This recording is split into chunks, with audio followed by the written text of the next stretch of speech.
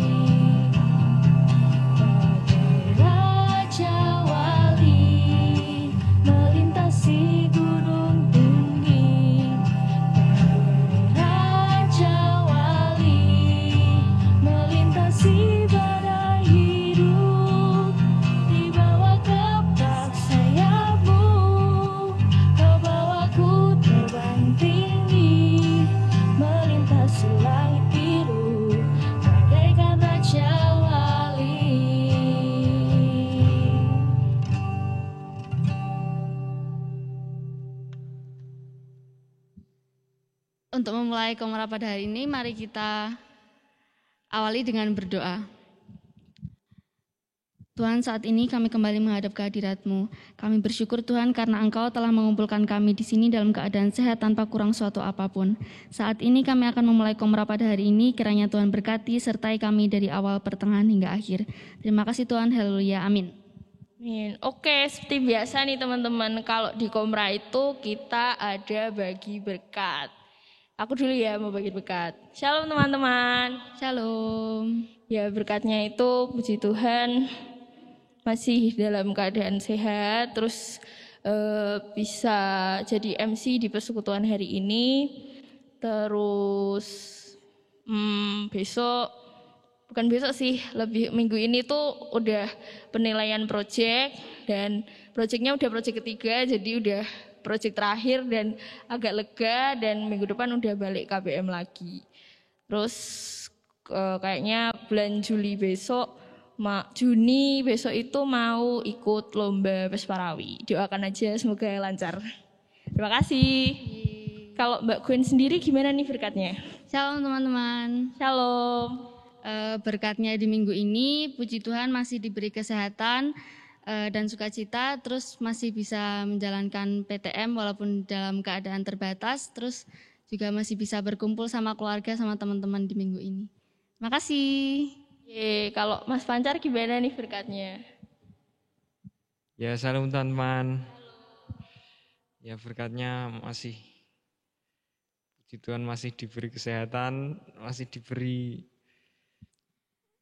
waktu untuk bersekutu bersama teman-teman semua di sini. Ya, puji Tuhan masih bisa diberi kesempatan untuk menjadi musik pada persekutuan kali ini. Puji Tuhan juga masih selalu bersukacita. Ya, dan kemarin puji Tuhan habis pengumuman SNMPTN, puji Tuhan ya diterima di perguruan tinggi sesuai impian ya. Terus besok Senin juga udah ujian sekolah. Ya, semoga lancar ya. Terima kasih. Oke teman-teman, sebentar lagi kita akan memasuki firman. Namun sebelum itu mari kita menyanyikan lagu Bagaikan Bejana.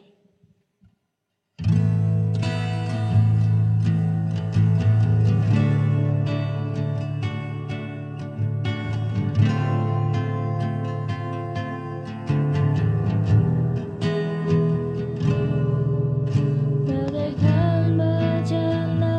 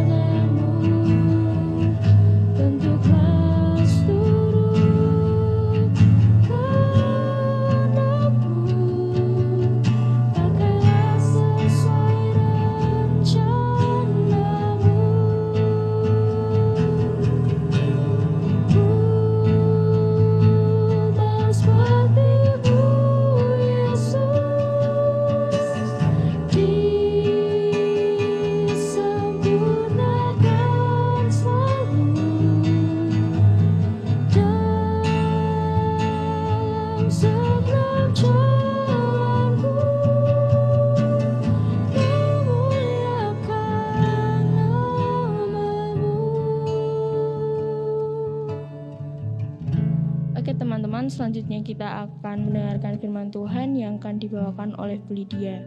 Waktu dan tempat dipersilakan.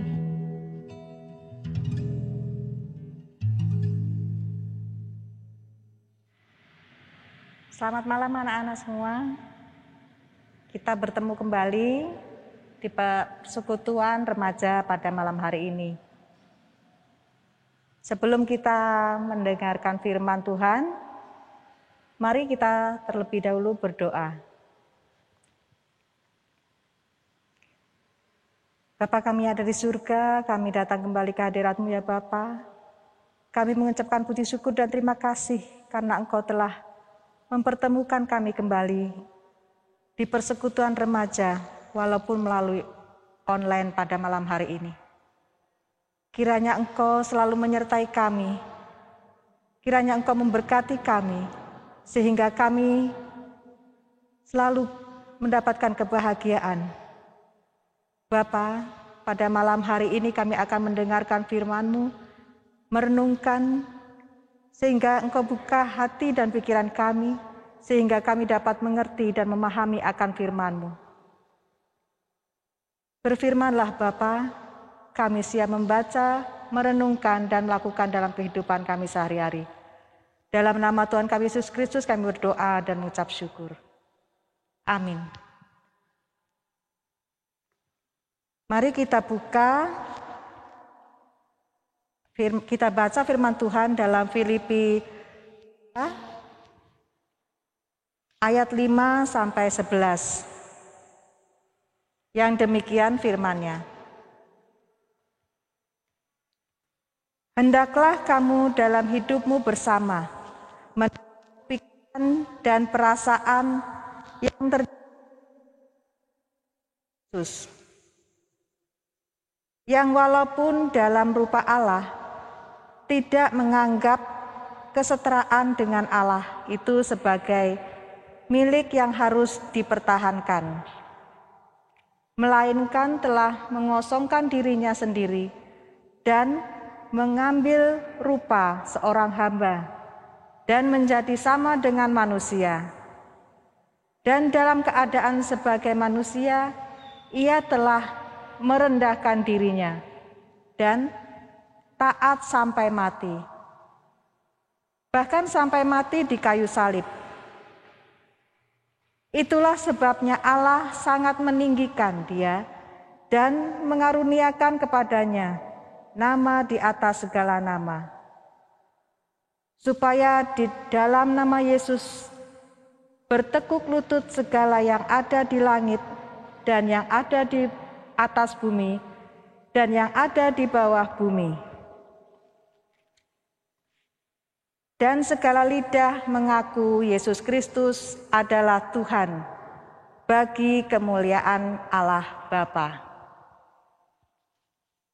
Amin. Demikianlah firman Tuhan. Berbahagialah mereka yang mendengar dan melakukan dalam kehidupan sehari-hari. Di dalam firman ini kita diingatkan untuk kita bahwa kita hidup tidak mencari kepentingan sendiri atau pujian dari orang, pujian-pujian yang sia-sia. Tapi sebaliknya, kita harus merendahkan hati yang seorang menganggap yang lain lebih utama daripada dirinya sendiri. Dan jangan hanya memperhatikan kepentingan sendiri, tetapi kepentingan orang lain pun harus kita perhatikan. Pemikiran yang demikian juga terdapat dalam diri Tuhan Yesus Kristus. Ketika dia mengosongkan dirinya, yang kita bisa baca tadi di dalam ayat 7, Yesus mengosongkan dirinya sendiri dan mengambil rupa seorang hamba. Ketika Tuhan mengosongkan diri dan mengambil rupa hamba dan merendahkan dirinya menjadi sama dengan manusia, Di situ Tuhan Yesus tidak memikirkan, padahal dia itu seorang Allah, tetapi dia tidak memikirkan bahwa dia itu adalah seorang Allah, ilahi. Tetapi dia memikirkan dia itu merendahkan dirinya sebagai seorang hamba. Dan dalam keadaan sebagai manusia pun ia telah merendahkan dirinya dan taat sampai mati. Taat sampai mati pada saat dia disalibkan.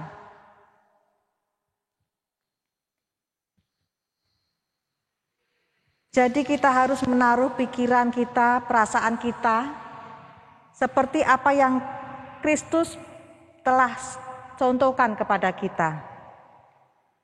Menghidupkan Kristus sebagai teladan kita. Jadi Kristus itu adalah teladan bagi kita dalam kita menghadapi hidupan sehari-hari. Di kehidupan di sekolah, di masyarakat, maupun dimanapun kita berada.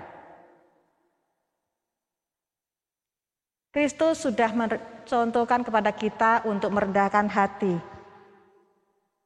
Kita jangan meninggikan diri kita. Jangan juga memuji-muji diri kita masing-masing.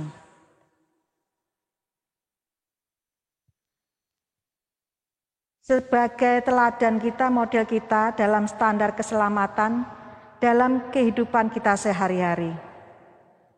Di sini rupa Allah. Rupa Allah itu bukan mengacu pada gambar Allah, tetapi bagaimana sifat Allah. Di situ sifat Allah itu Maha Pengasih. Dia mengasihi umatnya, dia merendahkan diri. Walaupun kita tahu padahal Tuhan itu adalah Allah, tetapi dia tidak menyebutkan bahwa dia itu adalah Allah.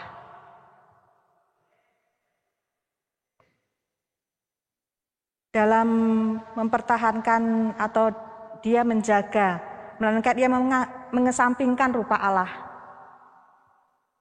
Dia mengambil rupa hamba dalam inkarnasi Tuhan, tidak mengubah sifat ilahinya. Rupa Allah menyirat realisasi batiniah dan keilahian Kristus atau keserupaan dengan manusia, menunjukkan penampilan lahiriah dan keisaniannya. Jadi dia hanya melahirkan sebagai manusia dalam kehidupan sehari-hari, tetapi dia juga sifatnya, perilakunya itu merupakan siratan realisasi batiniah Allah, keilahian Tuhan Kristus.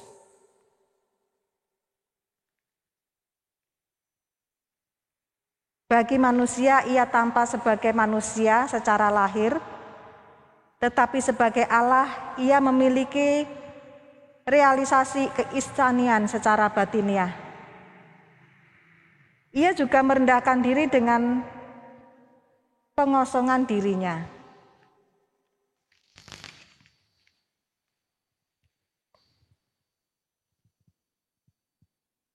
Merendahkan diri sendiri adalah langkah lanjut dalam mengosongkan diri. Tindakan Kristus merendahkan dirinya menyatakan pengosongan diri. Dalam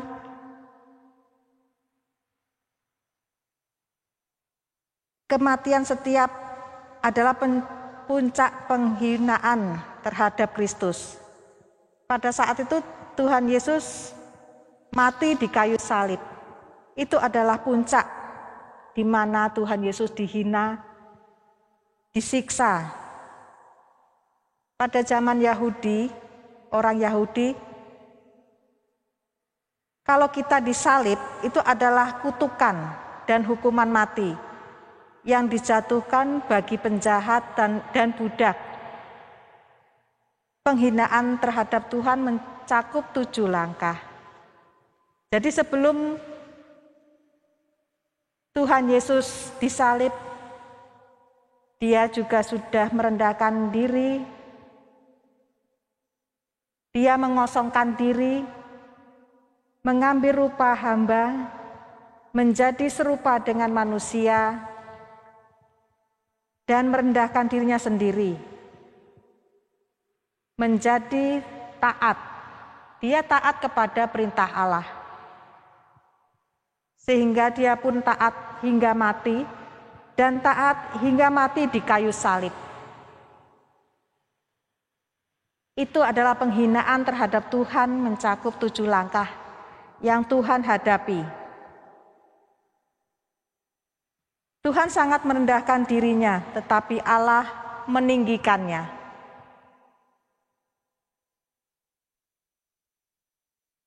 Pada saat kita merendahkan diri kepada siapapun, Tuhan sendiri yang akan meninggikan, seperti Tuhan Yesus yang telah lakukan. Tuhan Allah meninggikan Yesus Kristus pada puncak yang tinggi. Dia dianugerahkan murah hati, yaitu anugerah secara cuma-cuma. Yesus yang disebut dalam ayat berikutnya, ayat 9, itu sebabnya Allah meninggikan dia dan mengaruniakannya nama yang di atas nama. Maksudnya di sini adalah tidak ada nama yang di bumi yang melebihi nama Yesus. Nama ekstrim keseluruhan adalah hakiki Tuhan Yesus dalam persoalan dan pekerjaannya. Dalam nama Yesus berarti dalam ruang lingkup dan unsur dari segala apa adanya Tuhan. Dengan cara demikian kita menyembah Tuhan dan berdoa kepadanya.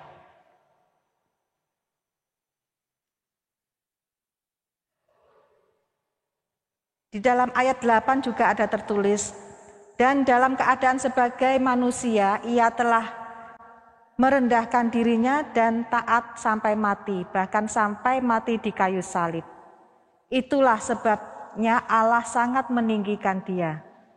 Dia, Tuhan Yesus mati di kayu salib, kita, Tuhan Allah telah meninggikan dia.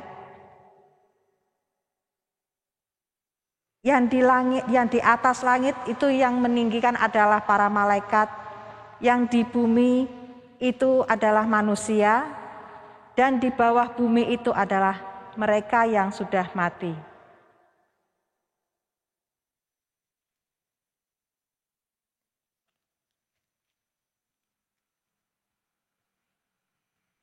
Ini adalah memanggil Tuhan atau menyerukan nama Tuhan.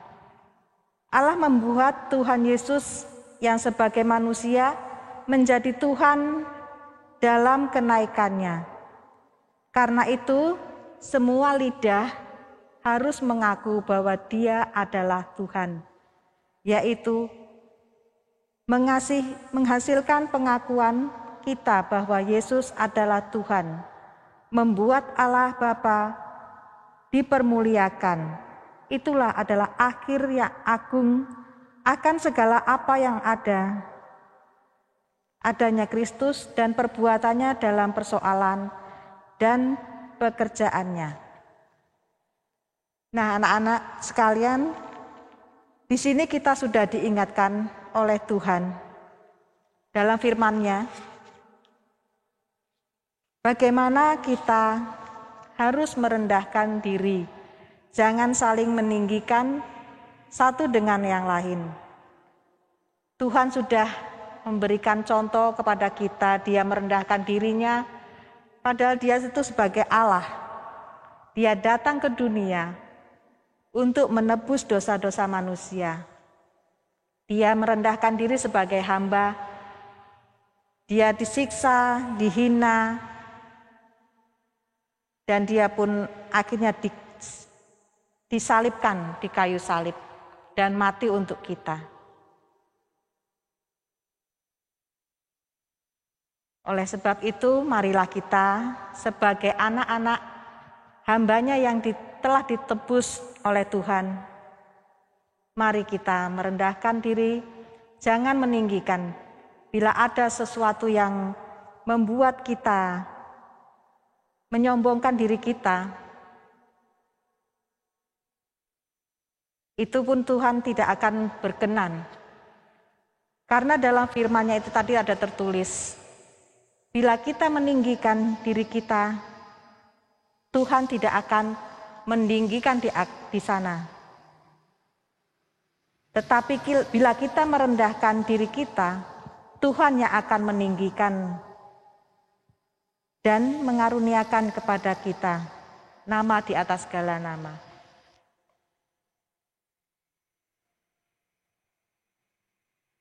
Demikian firman yang saya sampaikan.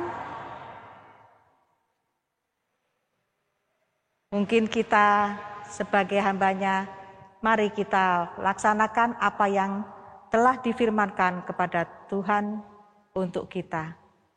Amin.